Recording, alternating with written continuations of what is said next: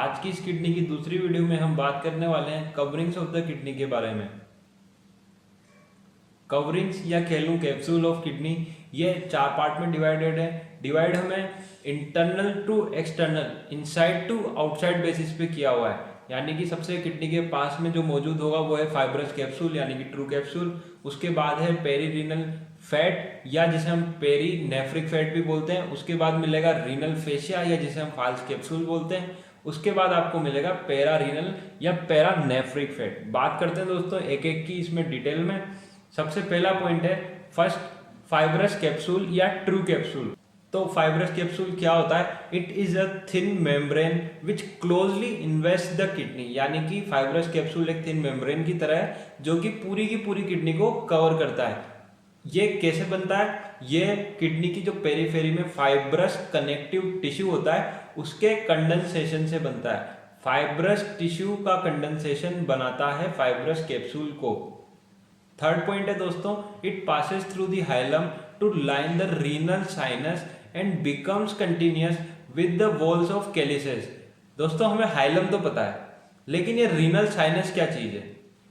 Hilum का ही interior renal sinus कहलाता है। यानी कि हाइलम तो हमें बाहर से दिखता है, अब हाइलम के अगर हम अंदर चले जाएं तो जो एम्प्टी स्पेस हमें दिखेगा उसे हम रीनल साइनस टर्म देते हैं। यहाँ पे रीनल साइनस के अंदर आपको रीनल पेल्विस मिलेगा और माइनर और मेजर कैलिसेस मिलेंगे। तो दोस्तों ये जो फाइब्रस कैप्सूल है ये बाहर से तो इन्वेस्ट करता ही है किडनी को, साथ ही में ये हाइलम के अंदर घुस जाता है और रीनल साइनस को भी लाइन करता है। और रीनल साइनस के जितने भी स्ट्रक्चर्स हैं यानी कि जो रीनल पेल्विस है, रीनल कैलिसेस है, उन्हें भी ये लाइन करता है। अब एक इंपॉर्टेंट पॉइंट है दोस्तों कि नॉर्मली तो ये जो फाइब्रस कैप्सूल है ये किडनी के इन्वेस्ट तो करता है, लेकिन इसे हम हाथों से पील ऑफ या छिलके की तरह उतार सकते हैं। लेकिन अगर हेल्दी किडनी नहीं है, उसमें कोई एबनॉर्मलिटी है, मान लेते हैं कि किडनी में हो गया इन्फ्लामेशन, तो ये जो फाइब्रस कैप्सूल है ये किडनी के साथ फर्मली एडहेरेंट हो जाता है और फिर इसे हम छिलके की तरह पील ऑफ नहीं कर। बात करते हैं दोस्तों सेकंड पॉइंट यानी कि पेरी रीनल फैट की या जिसे हम पेरी नेफ्रिक फैट भी बोलते हैं। ये क्या होता है? It is a layer of adipose tissue, वो तो दिख ही रहा है, फैट है तो एडिपोज टिश्यू होगा, surrounding the fibrous capsule. Second number पे पढ़ रहे हैं तो फाइब्रस कैप्सूल के सराउंड करेगा ही करेगा। सेकंड पॉइंट क्या है? It is thickest at the border and x tends into the renal sinus. यानी कि बॉर्डर्स पे थोड़ा थिकंड होता है और रीनल साइनस के अंदर भी जाता है। यानी कि रीनल साइनस का एक कंटेंट और हो गया फैट। दोस्तों यहाँ पे भी एक इंपॉर्टेंट पॉइंट है, इन सम डिजीजेस दिस फैट में गेट डिप्लीटेड। यानी कि कुछ डिजीजेस में ये फैट जो है वो डिप्लीशन हो जाता है, इसका ये कम हो जाता है और फिर क्या होता है? It is followed by descent of kidney from its original position. यानी कि इसकी वजह से क्या होता है कि किडनी जहां टिकी हुई थी वो टिकी नहीं रह पाती है और उसकी ओरिजिनल जो लोकेशन हमने पहले पढ़ी है उस लोकेशन से थोड़ा सा डिसेंट यानी कि नीचे आ जाती है। अब नीचे आने की वजह से क्या होता है दोस्तों? किडनी से अटैच्ड रीनल पेल्विस और रीनल पेल्विस के थ्रू यूरेटर।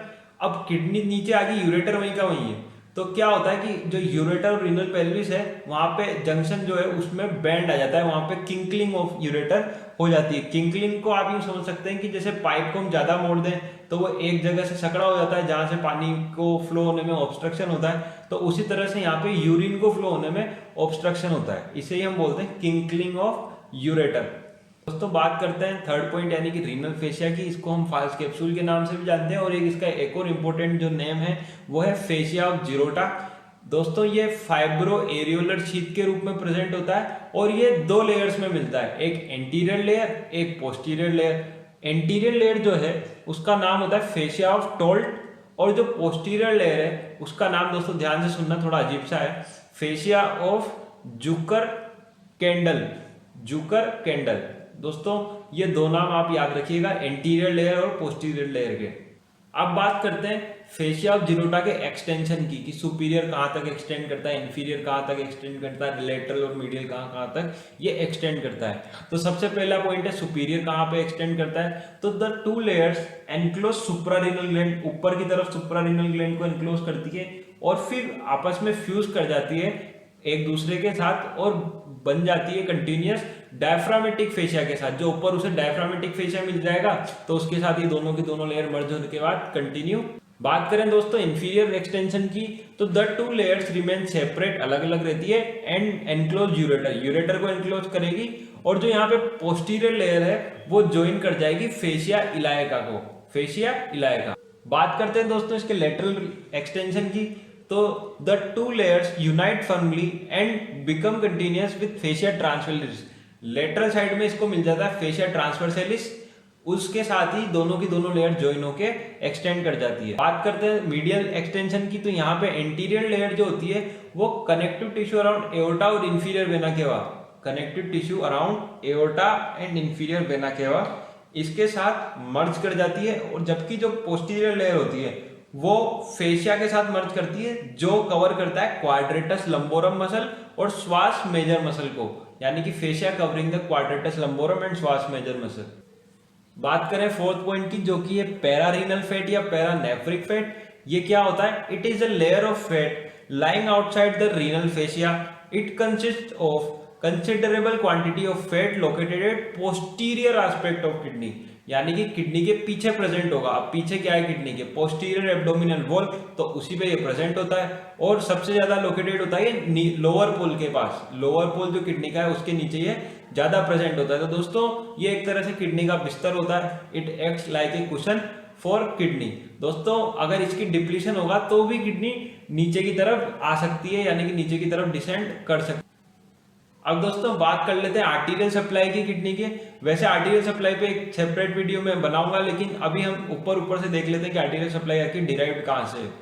दोस्तों it is supplied by renal arteries. Right kidney के लिए राइट रीनल आर्टरी आएगी, लेफ्ट के लिए लेफ्ट रीनल आएगी। दोनों की दोनों डायरेक्ट ब्रांच है डिसेंडिंग थोड़े, और इसका वर्टिब्रल लेवल होता है intervertebral disc between L1 and L2, यानी कि L1 और L2 वर्टिब्रा के बीच की जो इंटरवर्टिबल डिस्क होगी उसके लेवल पर ये डिसेंडिंग थोरेसिक एओर्टा से ओरिजिनेट होती है।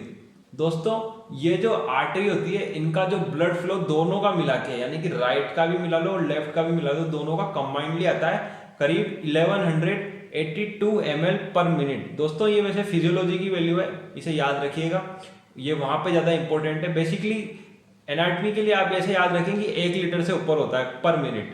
दोस्तों ये कार्डियक आउटपुट का लगभग आप देखें तो 1/5 हिस्सा है, यानी कि जो किडनी का ब्लड फ्लो है वो किसी एक ऑर्गन के हिसाब से बहुत ज्यादा है, यानी कि किडनी को उनकी जो डिमांड है उससे कहीं ज्यादा ब्लड मिलता है। दोस्तों ऐसा इसलिए होता है क्योंकि किडनी को जो ब्लड मिल रहा है उसके अलग फंक्शन होते हैं। किडनी को अपनी जरूरतें पूरी करने से भी ज्यादा ब्लड मिलता है। ऐसा इसलिए क्योंकि किडनी का खुद का फंक्शन होता है फिल्टरिंग ऑफ ब्लड, ताकि जो एक्सक्रीटरी प्रोडक्ट्स है वो निकाले जा सके यूरिन के साथ में। तो दोस्तों किडनी को कोशिश की जाती है कि ज्यादा से ज्यादा जल्दी से जल्दी पूरा का पूरा ब्लड उनसे फिल्टर करा लिया जाए, इसीलिए किडनी के पास हाई ब्लड सप्लाई मौजूद। बात करते हैं किडनी की वीनस ड्रेनेज की, तो Venus drainage is done by renal veins, right renal vein and left renal vein, और दोनों की दोनों जाएगी इंफीरियर वेना केवा में। बात करते हैं लिम्फेटिक ड्रेनेज ऑफ किडनी की, तो lymphatics from the kidney drain into पेरा एओर्टिक लिम्फ नोड्स, और इन पेरा एओर्टिक लिम्फ नोड्स का क्या लेवल होता है? L2 vertebra. L2 वर्टिब्रा पे ये एओर्टा के आसपास प्रेजेंट होते हैं पेरा एओर्टिक लिम्फ नोड, जहां पे किडनी का जो लिम्फ है वो ड्रेन। अब दोस्तों बात करेंगे नर्व सप्लाई ऑफ किडनी की। Nerve supply is done by renal plexus of nerves, and renal plexus of nerves contains both sympathetic भी और पैरासिम्पैथेटिक भी। दोनों के दोनों फाइबर एक ही प्लेक्सस रीनल प्लेक्सस से इसके पास आते हैं। ये खुद जो प्लेक्सस है ये रीनल आर्टरी के साथ इसके पास आएगा, और इसी प्लेक्सस में आपको सिंपैथेटिक भी मिलेगा और पैरासिम्पैथेटिक भी मिलेगा। सिंपैथेटिक के जो फाइबर है वो T10 से लेकर L1 vertebra, T10, T11, T12, L1 इस स्पाइनल सेगमेंट से हैं, जबकि जो पैरासिम्पैथेटिक है वो हमेशा की तरह वेगस से सप्लाइड है। वेगस में भी दोनों राइट और लेफ्ट दोनों वेगस से सप्लाइड है। दोस्तों उम्मीद करता हूं वीडियो आपको पसंद आया होगा। इस वीडियो के साथ टेस्ट लिंक जरूर से मौजूद है, तो उस टेस्ट लिंक को आप जाके जरूर से अटेम्प्ट करें। दोस्तों अगर ये वीडियो आपको पसंद आया है तो जरूर से इसे लाइक करें, अपने दोस्तों के साथ शेयर करें। कोई भी सुझाव आप इस वीडियो के लिए देना चाहते हैं या हमारे चैनल के लिए देना चाहते हैं तो आप वो कमेंट बॉक्स में बता सकते हैं। अगर आपको किसी इंपॉर्टेंट टॉपिक पे वीडियो चाहिए तो वो उस टॉपिक का नाम भी आप कमेंट बॉक्स में कमेंट कर सकते हैं। दोस्तों, अगर आप इस चैनल के वीडियोस रेगुलरली देख रहे हैं तो इस चैनल को जरूर से सब्सक्राइब करें और बेल आइकन दबाना ना भूलें लेटेस्ट अपडेट्स के लिए।